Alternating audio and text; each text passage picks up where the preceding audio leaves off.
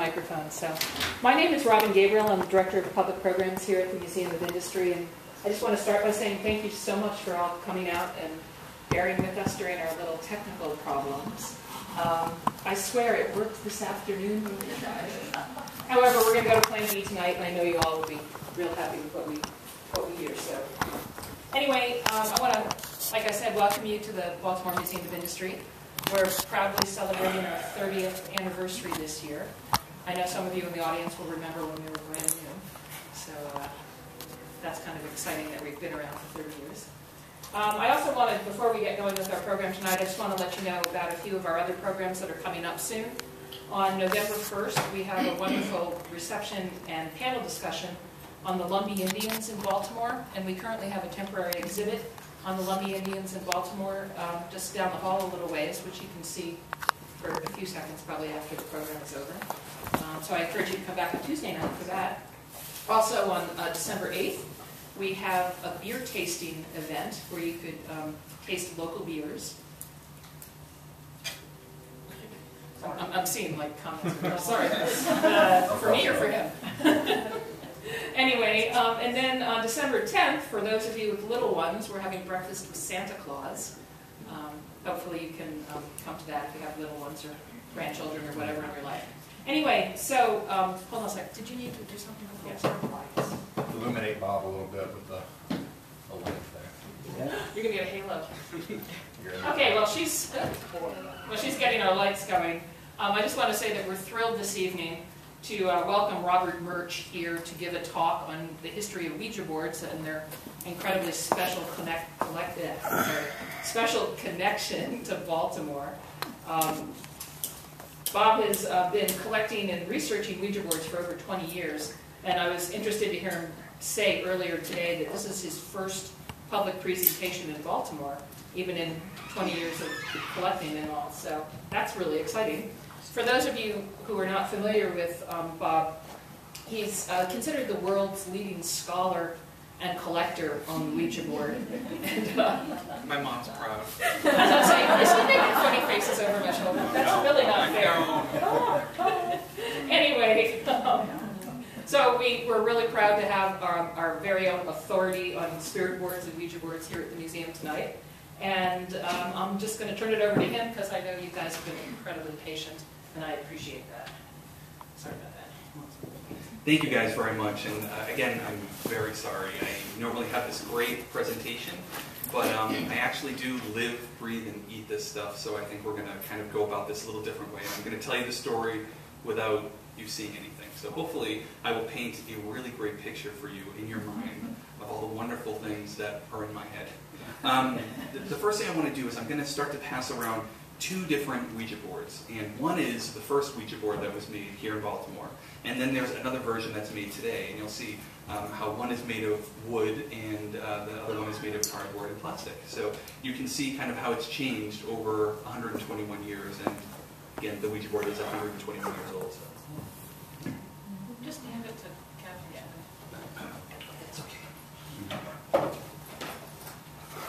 Pass you take one to one side, and I'll take one over here too. We'll make this real interactive. Don't be afraid to touch it anymore.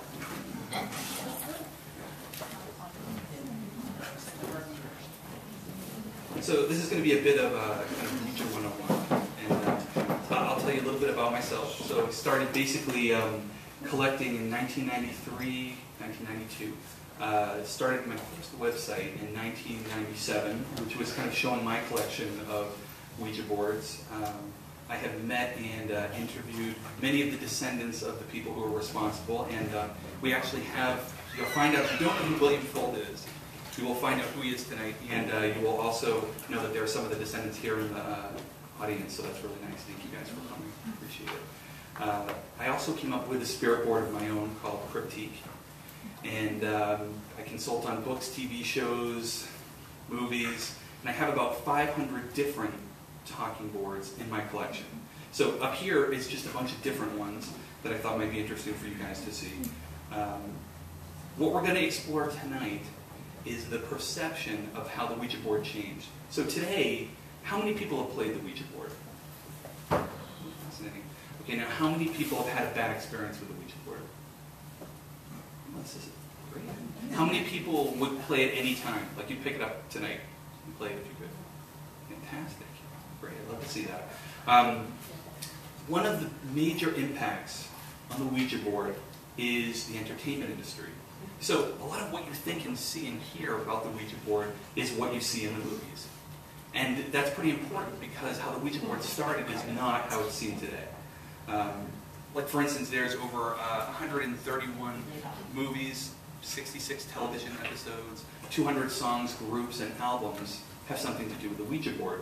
So pop culture has kind of taken the Ouija board and made it something totally different than it started. So, I always make this joke. The Ouija board was the first text messaging device, right? So before the iPhone, before the BlackBerry, you had the Ouija board. And, I usually compare them. And, so like the BlackBerry and the iPhone, basically like $99. You have to sign a 2-year plan. The Ouija board's fantastic, right? $19.99, unlimited calling plan to the other side. No overages, no roaming. What's interesting about the Ouija board is it's often people's first experience with the paranormal. So think about your other first experiences.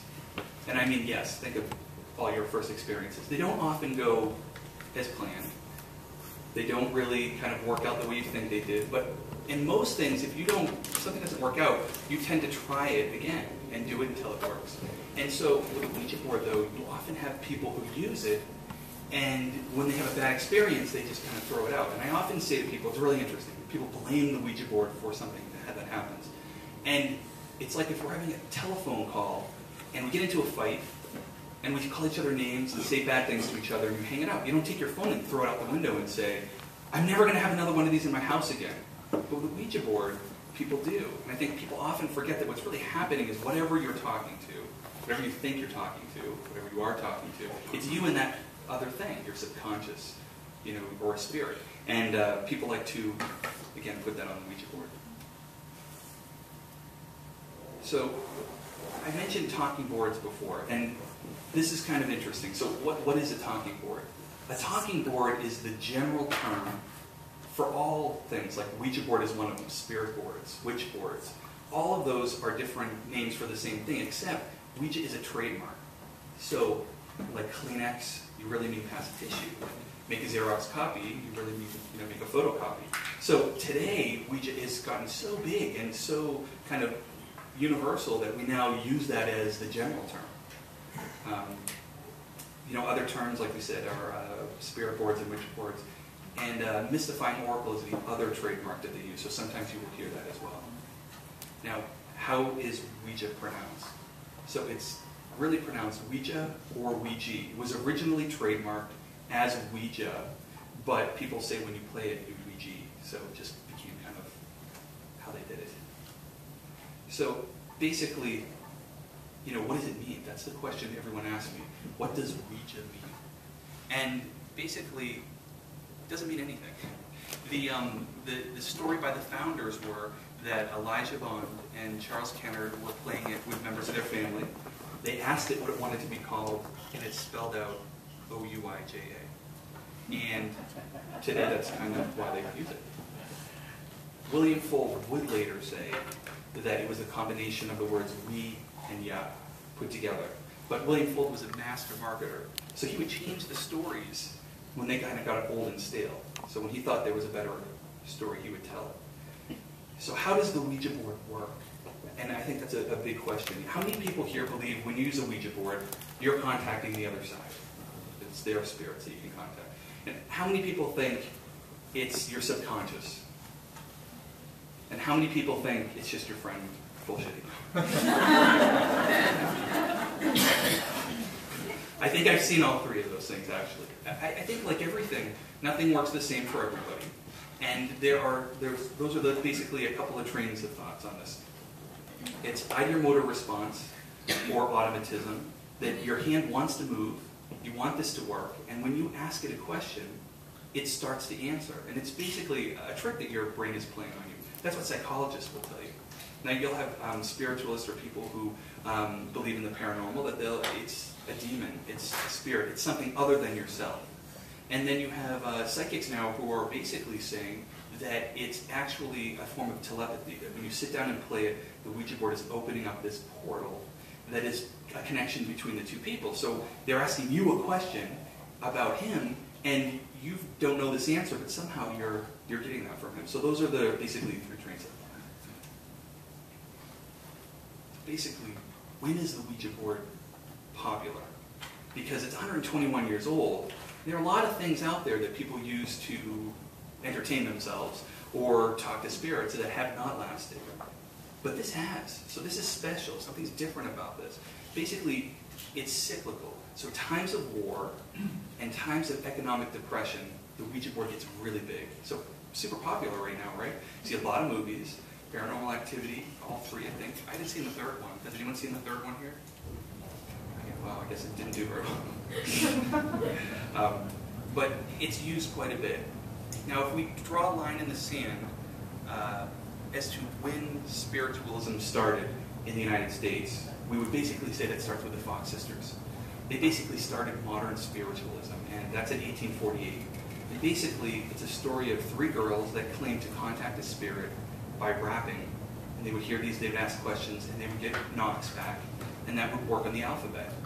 And that started this huge craze. Now, later on, they would recant and say that it was a hoax, but the genie was out of the bottle. And so once that happened, all kinds of things started. Here's an interesting quote that I like to say. This was a book from the 1850s called Table Turning and Table Talking. We like to think of people in the Victorian times as being ignorant and stupid. But the truth is, they were just as modernish in their times as we are today. There were people who were immediately called the spiritual movement just a crock. This is just what people wanted to believe. It's not really true, and they just didn't accept it. But you don't have the internet, you don't have your iPhones, there's like a lot of time to kill. So all these things are fun. They're social. And today, if you walked into your friend's house and the whole family was playing the Ouija board, what the hell is happening here? But back then, it was just common. You'd probably just jump in and start playing. So this book called Table Turning and Table Knocking, the author said this about this, which I thought was really interesting. We suspect that if the cause of the revolution of the tables were to be closely investigated, it would be found to result in that form of species of electricity of which, though glass is a non-conductor, the glass and the bottle are principal agents. So what does that mean? It means that he's saying that when you do this works a lot better. and this was, again, common right from the beginning. So it wasn't that everyone just believed that this worked. It was just like today. There was a bunch of people who believed it worked and a bunch of people who didn't. But a lot of people played it. And again, the reason the Ouija board became so popular was it was the first mass-produced game of its type. So before, people were making these type of devices by themselves and at home. The Ouija board was the one that first marketed. Now, what did it come from? How did it come about? So there are two things that were happening. In the 1800s, over in Europe, they were using a device called a planchette. And that's the piece today that's movable on the Ouija board. And it looked a lot bigger, and it would have two rollers at the bottom on the big side and a hole at the top. And you would put a pencil in it, and you put your hand on it, you'd ask a question, and it would write out the answer. So people believed it was spirit writing. The other thing that was happening in Europe and a little bit in the United States were things called dial plate boards. And dial plate boards were round plates, and there would be the needle, and it would be stuck on one place, and it would point out, like in an arc, the letters. So you have the beginnings of the Ouija board, and those two things merged. And it's kind of interesting that what we know today. So 1886, we have an article in the New York Tribune that talks about this new planchette, the new talking board sweeping Ohio. At the same time, you have two men that would later claim, same year, 1886, in Chestertown, that they invented the Ouija board. Now the truth is, it's hard to invent something without the internet and have it spike all the way across the country if it's just happening here in Baltimore. So the belief is this was coming up on its own. Someone had kind of figured out to put these dial plate boards with a planchette. The whole town was kind of going crazy over, ooh, this is new and neat. And Charles Kennard and E.C. Reich read this article, which also got reprinted in 1886 in the Baltimore Sun. So we think they read it. It had pictures of what the talking board looked like. It's exactly like the Ouija board. And they started tinkering with it and playing with it. Now what would happen is Elijah Bond would meet up with Charles Kennard. Charles Kennard would leave Chestertown, was trying to shop around this game, brought it to Elijah Bond, and he was an attorney. He thought, you know, this is just the bee's knees. This is the coolest thing ever. I think we could make this a little neater and a little nicer, and we could patent it. So he files for a patent. And it's kind of strange because today, as you'll see, you can make different talking boards, but between 1890 and 1908, the Ouija board was the only board that could be made because of this patent.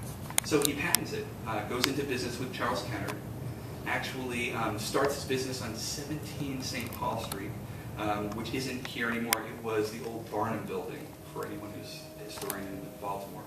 And a couple of months later, they would go into business with a few other people who would put together the first company called the Kennard Novelty Company. So that was Charles Kennard, Colonel Washington Bowie, same Bowie, he's a family from the Bowie knives, Harry Wells Rusk. Interesting thing about him, he was the president of this company, and he was also a politician. So I mean, today, can you imagine in our political atmosphere that someone who was in politics could actually be making Ouija boards and be a state senator? He was a Maryland senator. He was in the Maryland House of Delegates, and he actually also served in the U.S. House of Representatives. So today, you know, if you don't say the right thing, you get kicked out. But you could make Ouija boards in 1890, and it was fine. So again, the board that's being passed around right now, the big wooden board, that's the first board that was made. And it's really interesting because it's large, and it was made to be played by a lot of people. The planchette on it, for the people who've seen it, looked a bit like a paddle. And the reason that was because the planchette itself had already come out. In order to make this new, in order to make it exciting, he changed the design. So they made this four-legged thing. Now, as you know, today, it went right back to the original design because that's what people really wanted. And then also, if you notice on the back of that, there are like slats. And one, they were used to hold the board together, but also on the original designs, it looks like it was to make it more like a table. Now, William Fuld. William Fuld was one of the original investors in the company, and also in 1892 came out with his first improvement patent on the talking board. He's someone we consider the father of the Ouija board. And like, why do I say that? Well, because he and his family would make Ouija boards here in Baltimore from 1890 all the way to 1966 when they sold it to Parker Brothers. So how many people in the audience knew that the Ouija board was born in Baltimore? Nice. And where do you hear that? Yeah. Anybody? Yeah. Like where do you hear that it was? I knew because I looked up some historical stuff, and I have a couple of the old Baltimore-made Ouija boards, and I actually have an old planchette that actually it's wooden and it has the actually has the stuff on it and everything like that. Brought it with me today and everything. But it's like I knew about that. I knew about him falling to his death off of Harvard Avenue factory or something like that. Yes, he did. We'll get there. Let's get ahead. That's fantastic. How about someone back there new? He actually has a gravestone in Green Mountain Cemetery. Actually, that's Elijah Bond. William Fuld, actually, but he does have a gravestone as well. And how do you know? Born into it. Yeah, exactly. And so he was a foreman in the original company, and he soon took it over. Now, what happens when something's really successful? We see this all the time. So the minute something comes out that's really big, people want to copy it. Well, this company from Massachusetts, I live in Boston, so I checked this out immediately when I discovered it, called the W.S. Reed Toy Company, made another board, and they called it like a planchette, called the Espirito board. Now, this was an interesting story because we had found a Ouija board with the word Espirito and another design on the back. it turns out that what happened was is this company tried to copy and make it. Well, the Kenner Novelty Company, which would become the Ouija Novelty Company, did not like people infringing upon their patent. And like any patent, you have to defend it or you can lose it. So what they did was they not only like shut them down, but they took that trademark in the deal and put it on the back of their board to let everyone know we are the only ones who can make this. Your mic is cut out. Oh, sorry. Been cutting out. Did it? Okay. Maybe that'll work better. Sorry about that. Charles Kenner, which one of the founders, he basically decided, I don't like all these other partners. It's kind of like cramping my style. So he decided he would go to Chicago and become the foreman and the manager of that branch. Well, that lasted about a year before he decided, you know what, I don't really want to work with anyone else. I'm going to start my own company. So what he did was he talked to that branch factory, and he said, you don't want to work for them. You want to work for me. We should start our own company. So he took that address, and he took all the company, and he named it the Northwestern Toy Company, and decided really quickly, hey, we should make a talking board. This is like clearly selling well. So he made a Volo board. Well, you can't make the Volo board because there's a patent. Same thing happened. They immediately went on and tried to stop it, and they did. The board that I told you was a Ouija board that had the Espirito on the front of it. The design was of the Volo board. So the company then shut down one of the former founders and basically made them send all of the supplies to them, which according to a newspaper article was burned. So it was a serious deal. I mean, lots of money was being made, and it didn't matter whether you were one of the original owners or one of the owners of the patents. You weren't going to make it.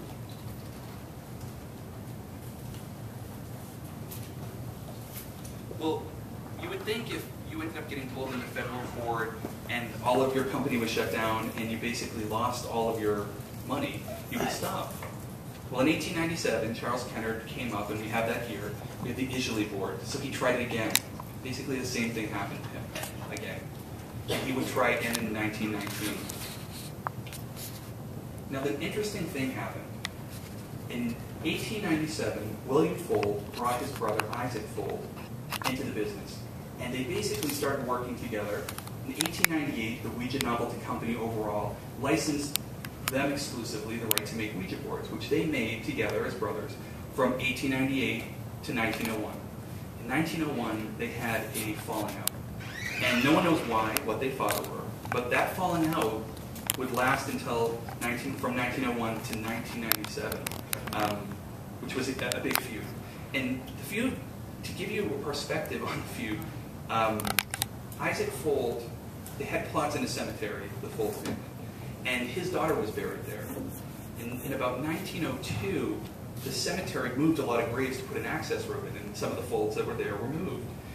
The feud was so bad within those first couple of years that Isaac Fold actually moved his daughter out of the cemetery. He did not want his daughter buried in the same cemetery. So it's a serious feud. Anyone who's ever had a family feud, they're probably all the same, but this was pretty serious. Isaac didn't like being told he couldn't make Ouija boards.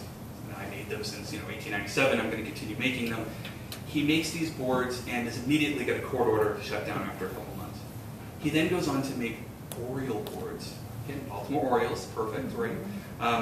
Unfortunately, that landed him in court for 20 years. The 1901 court case lasts all the way until 1919, isn't decided until 1920, that he can no longer make anything, that he copied these boards. And up here you'll see an Oriole board that's out here. It's an exact copy of that.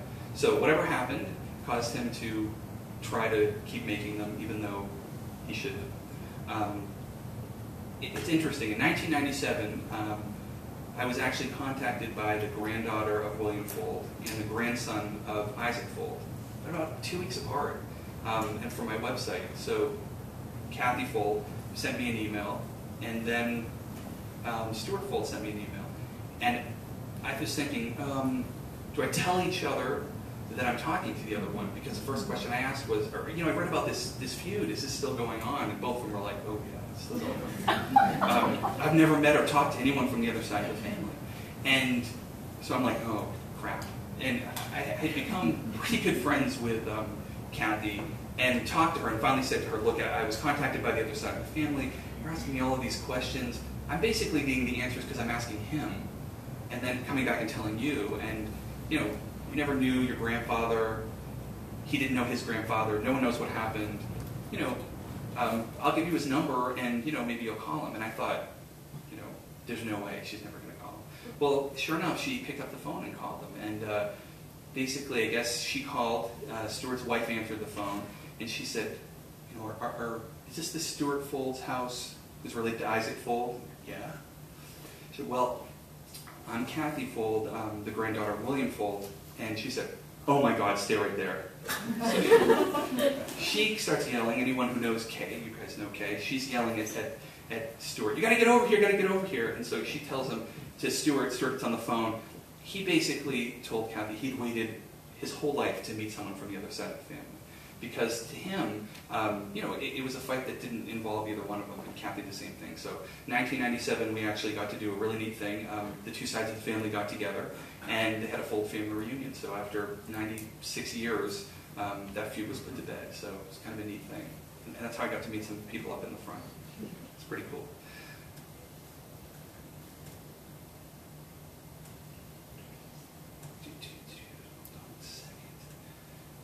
Going through all the things that you can't see, so we'll...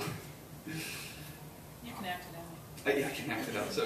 So one of the things someone brought up was the Hartford Avenue factory that William Fold fell off of and died. So basically, 1919, William Fold tells the press, the Ouija board told me to prepare for big business. And what he did by that was, he took a block in downtown Baltimore. It was Hartford, Lamont, Federal. There's no Lamont Street anymore. And he basically built a 3-story factory where he made lots of other toys. In fact, most people don't know that William Fold was better known early on for creating and trademarking the return pool table. So until his time, there were the little pockets. And he kind of came up with the slat system, which we kind of all take for granted for. Now you'd think he'd be well known for that. Well, no, not when you make the Ouija board, because that's going to surpass that. So he makes this huge 3-story building. The Baltimore Sun calls it a skyscraper. And in 1927, he basically climbs up where he's going to replace a flagpole. He was a micromanager. That's how all good business people are. And he leans back, and those moorings, there are those iron bars that are across that he's holding on to, rips out of the thing, and he falls back. Now, it's kind of an interesting chain of events that happens. He falls back, and in those days, factory windows would go like this, right? They bend out, or for you guys can see, they go like this. And he fell back, grabbed onto it, and it slammed shut, and that force then threw him back harder than if he had just fallen. Every other day, on the day he fell, there would have been a truck right where he fell that would have been delivering Ouija boards. That day, the shipment was late. So he falls down, he breaks his legs, he breaks his arms, he has a concussion. He's hurt, but he would have been fine. An employee sees this, is horrified, grabs him, picks him up, throws him in the back of his car, and drives him to the hospital. Look, what do you know today? We don't move people, especially if they fall off the roof. And if you can imagine the ride to the hospital in a 1927 car without any shocks, it was pretty painful. What happened to him was one of his ribs pierced his heart, and he died later in the hospital. So that's what happened to him. A lot of people always ask that question. It's fascinating. The Ouija board told him to build this building, and then he had an accident off it. So what happened was his children, who had basically taken a big part of the business, because William Fold had entered politics as well. So when he died, he was actually a member of the House of Delegates, and he followed this path that the other members of the original company had taken, which is, the more you do, kind of the higher you get. And he basically, in 1920, did an article with the Baltimore Sun saying that the company took in $3 million in 1920, and he made a profit of $1 million after building the factory. If you think of what that equaled today, it's just unbelievable. That's a lot of Ouija boards. Now, in the 1920s, huge Ouija boom, which is, again, why he built this factory. And people would say, well, did William Fold believe in the Ouija board? Was he a spiritualist? Every article that was ever written about him that he gave a speech, he would say, I'm no spiritualist, I'm a Presbyterian. He was very smart, because even though he was a Presbyterian, he also knew that he liked business and telling people stories like the Ouija board told me to.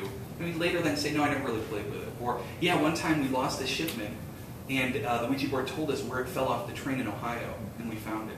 We just knew. So he was just a brilliant person who knew how to sell this. Because honestly, without William Fuld, we wouldn't be sitting here talking about this today. It's a fascinating device, but he kept reinventing it for every generation. And then his children would do the same thing.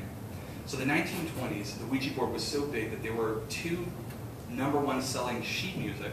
One was Ouija, Ouija, Tell Me Do, and there was Ouija Mine. If I could play the piano, I'd play it for you. But you wouldn't want to hear it.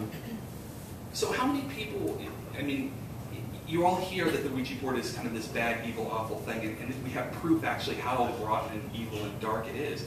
In 1920, May 1st of 1920, Norman Rockwell, well-known Satanist, painted the Ouija board cover for the Saturday Evening Post. I'm kidding you guys. like, the cover of the Saturday Evening Post by Norman Rockwell was a photo of a man and a woman playing the Ouija board. And as you all know, it's just Americana. It's just regular. It was what was happening everywhere. And why was the Ouija board so popular with people who were younger? Well, you think back. This goes right back to the 1890s. When you went on a date, you didn't ask the person. You had to ask their father. You could never be alone with them. You certainly could never touch them. Well, the Ouija board broke every one of these rules. You put it on your lap, knees to knees. Your hands were touching. So, I mean, women may be playing this because they're trying to talk to the other world, and men are playing it, well, because they want something. So, and if you look at that Norman Rockwell cover, he's actually looking, she's looking up, thinking, wow, this is so great. He's looking right around her chest area. And that hasn't changed today. It's the same thing.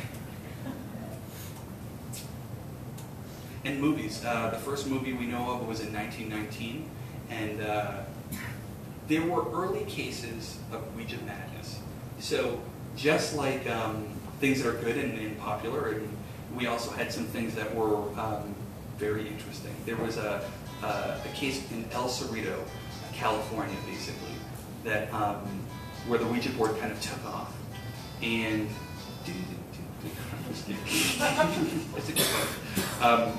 And basically, a girl, Jenny, was killed by a car, and the family then became so sad and upset they started using Ouija boards to find out who did it.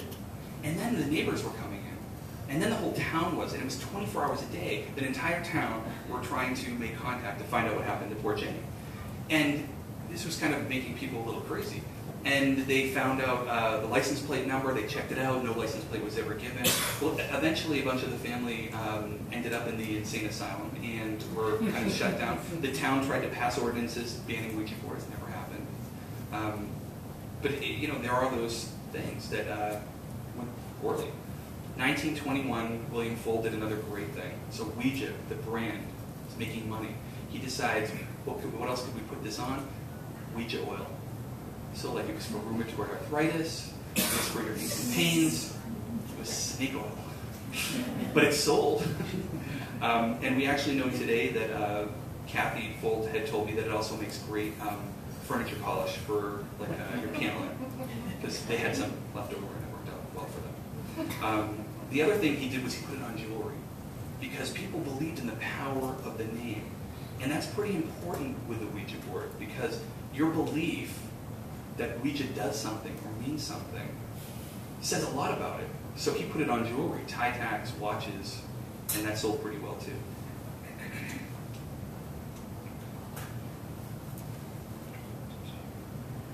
So that building we talked about was an interesting thing, because as I had started my research in 1997, I came down and we got to take a tour of that old factory.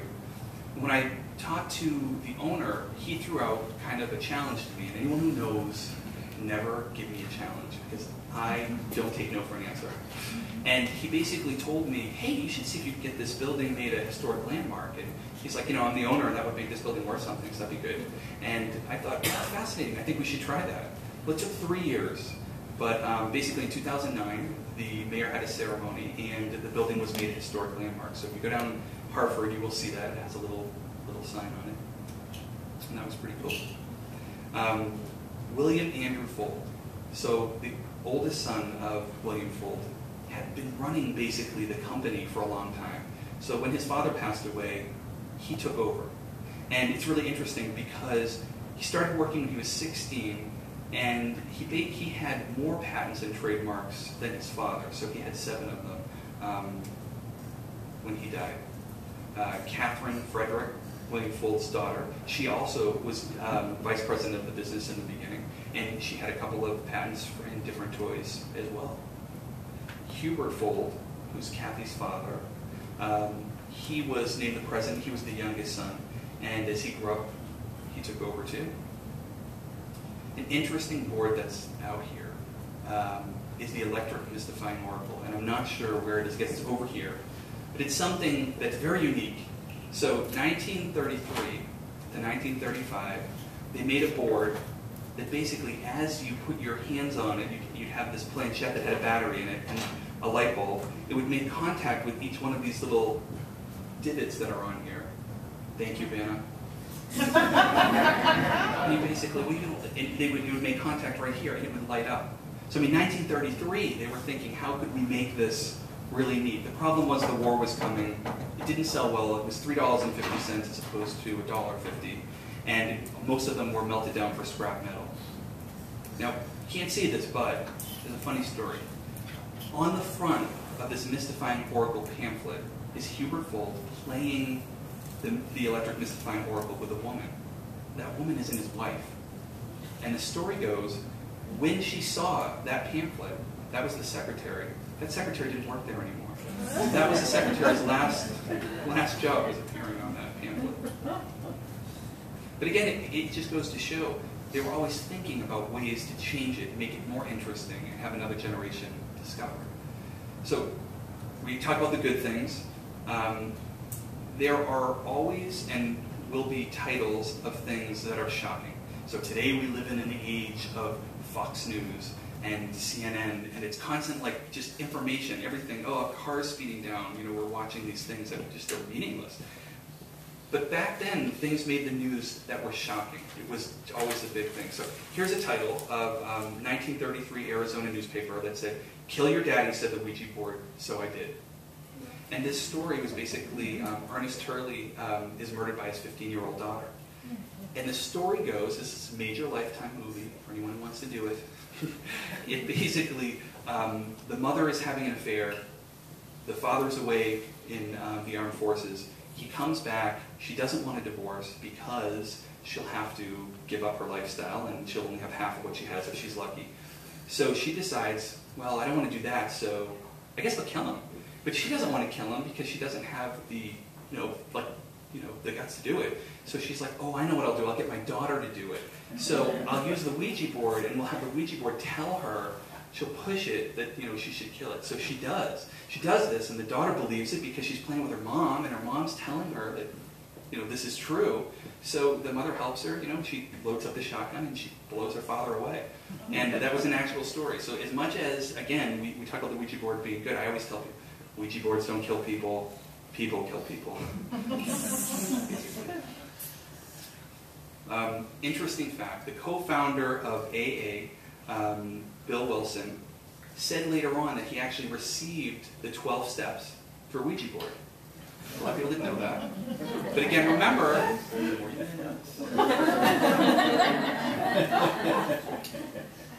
another kind of interesting thing, this is the torture of 77-year-old Herbert Hurd and the murder of his wife Nellie. So this is another shocking, interesting story. So this woman is using the Ouija board every night, and it's telling her that her husband is cheating on him. So it must be real, the Ouija board told her it was. And the Ouija board told her not only was he cheating on her, but that he had buried all this money and kept it away from her. So she totally buys into this because she's using the Ouija board all the time, every night. And she basically starts, she waits until he gets home, she takes the butt of a gun and she cracks it over his head. And then she ties him up in bed, and she kind of whips him and she hits him with a hot poker, tell me where the money is, tell me who you're cheating me with. This goes on, night after night after night, until finally he decides, I'm going to tell her anything. It was the neighbor, and the money is buried out by the oak. So she goes out and tries to dig it up. It's not there. She finds out he didn't cheat with her. He's scared. He believes she's going to keep doing this because she's threatening him. So he takes that gun that she's hitting him with, and he shoots her. And he basically actually gets off in court out of self-defense. So, again, Ouija boards don't kill people. People kill people in strange ways. Some people don't know that the third episode of I Love Lucy, the seance, featured a Ouija board. It's a great episode. And in that episode, basically they ask Lucy, do you Ouija? She takes it totally differently. And so it's pretty funny. Scary show, Dennis the Menace. There was an episode, The Raffle, used the Ouija board. 13 Ghosts. How many people saw the original 13 Ghosts? Fantastic. How many people think it's the best movie ever? It's horrible. It is the most horrible movie ever. It's fantastic for the time. It's mega cheese, and the acting is just completely over the top. It's like watching a soap opera. You know, like the music comes out, they look up. It's fantastic. But William Andrew Fuld and his family decide they need in 1960 to find a new way to advertise. So they work with the producers of Columbia Films to use the Ouija board in the film. Because again, what people will see is you can't use the Ouija board or any product without permission. And how people got around that was if the Fulds wouldn't give permission or they just didn't want to pay, what they would do is they would use what they call pass the glass. So they would put these cards around with letters and numbers and put a glass backwards, put your finger on it, and move it to the thing. So a lot of people say, well, that was older, that came before. You know, we actually don't have a whole lot of proof that it came before, but it was a great way to get around getting permission. So they worked with the producers of 13 Ghosts, and they used it, and it did great. The movie used some interesting technology so that it looked 3D-ish. And the movie didn't do so well in the theaters, but it sold a lot of Ouija boards, and I'm sure that's all William Fuld cared about. So Parker Brothers. So there's an interesting fact. William Fuld, on his deathbed, to his son William Andrew Fuld, said, never sell the Ouija board. And they didn't, right? So 1927 to 1966. In 1966, the family had gotten older. People weren't as interested in keeping the business. They got an incredible offer from Parker Brothers, another family business, and decided to sell. What is a little interesting, though, that people have pointed out to me, which I didn't see originally, was that Parker Brothers purchased the board on February 24th, 1966, which was the anniversary of William Fuld's death. So that was kind of an interesting fact, that the family must have known that, I'm thinking, and sold it on that date. And maybe that was a little tip of the hat to him. In 1967, the Ouija board did something no other game did ever in history. It sold more than Monopoly. So when Parker Brothers took it, it was everywhere. In fact, there were articles in colleges saying that the Ouija board was selling better than the Bible. That was a problem. In fact, actually, in interviewing Kathy told me that one of the interesting things is that early on, his wife was a Catholic. And so they were getting flack for selling the Ouija board. So he went and met with the priest and said basically, you know, what's the problem? And they asked him, do you believe this talks to the dead or talks to spirits? And he was, no, it's just a game, it's just entertainment. It's like, well, then it's fine as long as that's what you believe. And if you make a donation, and so he did regularly. And, you know, once the Fuld family stopped making it and the donations came out, the Vatican officially came out against the Ouija board. So it was kind of interesting timing. I'm not saying that's what it was, but that's what it was. Now, what changed? So I've shown you all those things of basically how people used it for games and for fun. What changed? What made it something evil? I mean, up until this point, no one was talking about demons getting loose from the Ouija board, or not the mainstream for sure. The Exorcist happened. So 1973, they used the board in the scene. And how many people have seen The Exorcist? I'm sure like lots of people here. How many people remember the scene the Ouija board was in? Or just a few people. Because the scene was like this big. I think it's like 43 seconds maybe. And it's interesting, it's where Captain Howdy comes from. So Reagan tries to make contact, she's showing her mom, look what I'm playing with, and she can't get it to work. It doesn't work. But what happened was the audience said, oh my God, like using the Ouija board caused this girl's head to spin around, to walk backwards, and spit up split pea soup everywhere. And so what did people do after they like fainted and trampled each other trying to get out of the movie theater? They ran to the stores and they bought Ouija boards because they wanted their friends' heads to spin around, to walk backwards, and to split pea soup. And that's what happened. It's an interesting problem that Parker Brothers and now Hasbro makes the Ouija board has. It's a very fine line. They sell this in toy stores. It's a game. And yet they know what sells it is every time it shows up on TV in some horrific, over-the-top movie. And I will tell you, there are many B movies, they all use Ouija boards. It is the classic way to open a doorway. And it used to be, the other kind of fun thing is, it used to be ghosts, right? Ghosts were scary, ghosts were scary. Like, no. Now because of reality TV and all the TV shows out there, ghosts are not scary. Now it's demons. Like we've moved up. Ouija boards used to let out ghosts, now they let out demons. So just for anybody knows or sees it on television, that's what basically is happening. Other movies that depicted it really well, Amityville 3D. We all saw that, right? I bet if I asked how many people saw that, there's nobody. But that was a great way they use acid glass. In 1986, Witchboard came out. Now, originally they wanted to call it Ouija. Parker Brothers said that they would let them. They reneged at the end, so they called it Witchboard. Now, what Kevin Tenney did as the writer and director was fascinating. He took every story, every urban legend, everything that wasn't true, and strung it together and rewrote the entire history. So I've worked for 20 years to undo what he did in that thing, but the movie was fantastic.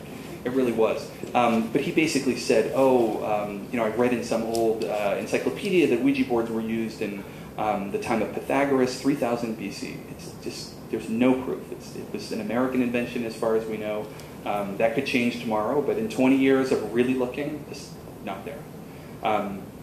So he did a fascinating thing in that movie. If anyone saw it, does anyone remember Tawny Katane? Like White Snake? Okay, perfect. Yeah, no, I know that gentleman did. Yeah, she did a great video on a car, on the hood of a car. Yeah. Okay, so the Ouija board, basically, in 1990, Parker Brothers did something that they had a hard time with, actually, according to the records. They made, up until then, it was being made on paper and masonite. And all their games had moved on to paper on cardboard, because it was cheaper. Well, the CEO and the head of marketing, and the CFO all met in their office, and the CEO said, look, we can't do this if it's not going to work. We need to make sure that the Ouija board is still going to work on cardboard. So according to the story of the people who were there, they sat down in his office and they played the Ouija board. And it worked. And guess what? It's on cardboard. So that's what they did. Another great movie for people that's really funny if you ever want to watch it, Repossessed, has a great spirit board scene in it. 1998, Parker Brothers did something that was a bit controversial to me and to other people who follow this. They changed the Ouija board completely. They shrunk it down, they made it glow in the dark, and they took off William Folt's name. Now it's interesting because in the original documents which the Folt family found, one of the agreement was the name always stayed on the board. It would always say William Folt Talking Board Set. And so like I've told them many times, I bring it up in every conference call I have with Hasbro that in their next version, they stick William Folt's name back on there. So if you ever feel like sending an email or dropping a letter, you should do that. Another really bad movie that I will tell you about, and I'm not telling you about it so that you watch it, it's horrifying. And I mean like offensive and awful. So I get a lot of contacts to consult. And one of the movies that I got was called Black Devil Doll. And it's black exploitation, 1970s. The plot of the movie is this kind of black radical character is executed in San Quentin. The woman is playing a Ouija board. Through the Ouija board, his soul comes out and makes this little devil doll. And he comes alive and he kills people. It's horrible and it's just really offensive. But there is a fantastically funny Ouija board scene in there. It ranks upon the best. But when I got this script, I read it and I was like, oh, there's no name. I cannot put my name on this. This is horrible. Of course I bought it right away and watched it immediately when it came out. But it does have a great scene in it. But I would tell you, if you're interested in seeing the scene, tell me. I'll email it to you. It's really fun. Don't watch the whole movie. It's very offensive. Remember that if you do it.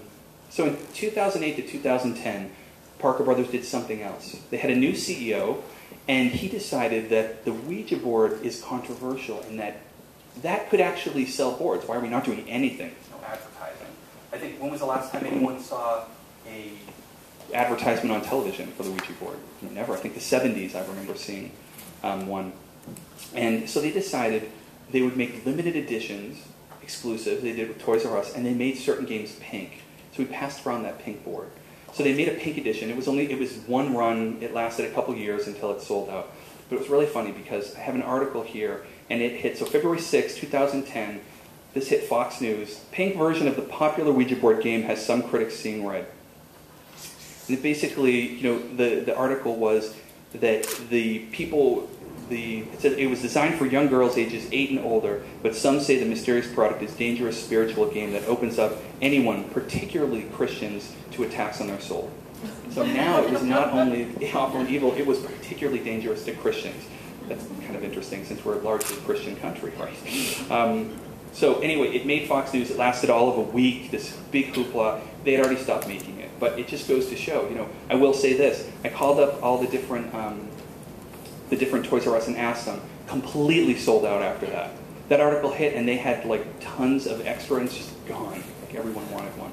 And as you saw the board, it looks like My Little Pony exploded all over it. They sent me that when it came out. I was not a big fan, but it sold. So I was wrong. It sold. What can you do? I do a lot of conferences with other paranormal shows that are on. So a lot of them, if you ever watch any of those shows like The Ghost Hunters or Paranormal State or Paranormal Adventure or Ghost Adventures, all of them, if you watch them, first say they go into a house and they say there's activity and they're like, did anyone play the Ouija board? Like, that's it. That's the answer. It's an easy answer. I go to these things and I talk to people and I'm like, okay, they use something called like K2 meters that measure magnetic disturbances that are going on. And they use EVPs, which are electronic voice phenomenon. So they use their recorders and they ask questions. And you might think these questions are actually kind of interesting. They ask questions like, who are you? Is there anyone there? Did you die here?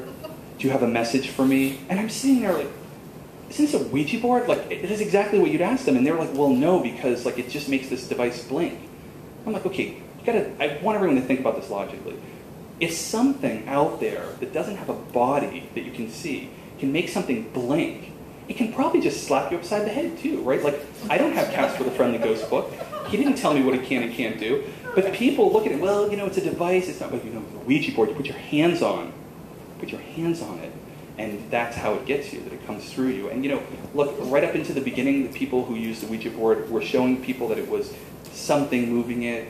But there are people who believe that you are opening yourself up to having it done. Again, I would tell anyone who's interested in the paranormal, the spiritual, if there's a danger in making contact. I don't think the Ouija board is any more dangerous than anything you might use to ask questions and get it back.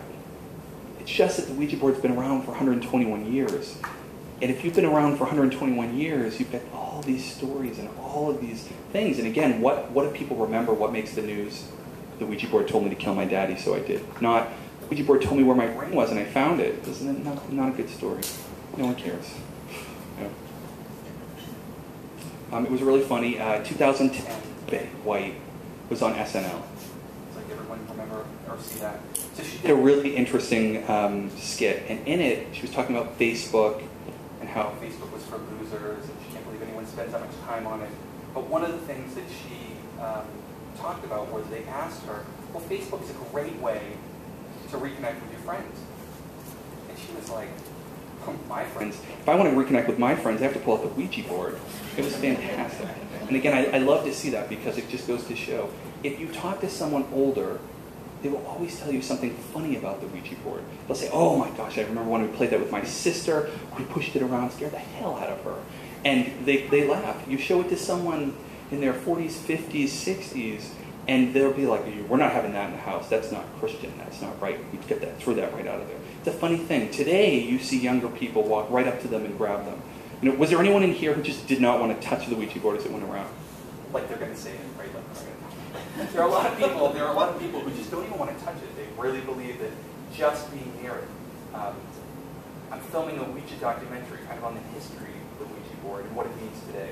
And we talked to a lot of people and asked them, what do you think of the Ouija board? We talked to a lot of people who will tell us, it's opening a doorway you can't close. Other people are like, it's just a game. And I'll never forget, Kathy Fold did an interview with Fox News, and they asked her if the Ouija board was something to be scared of. And her answer was, it depends if you're scared of cardboard and plastic. Probably pretty scary. You know, I have over 500 of these boards in my house. Nothing bad has ever happened. And if it did, I'd sell tickets, and you'd all be there. I wanted to see what else.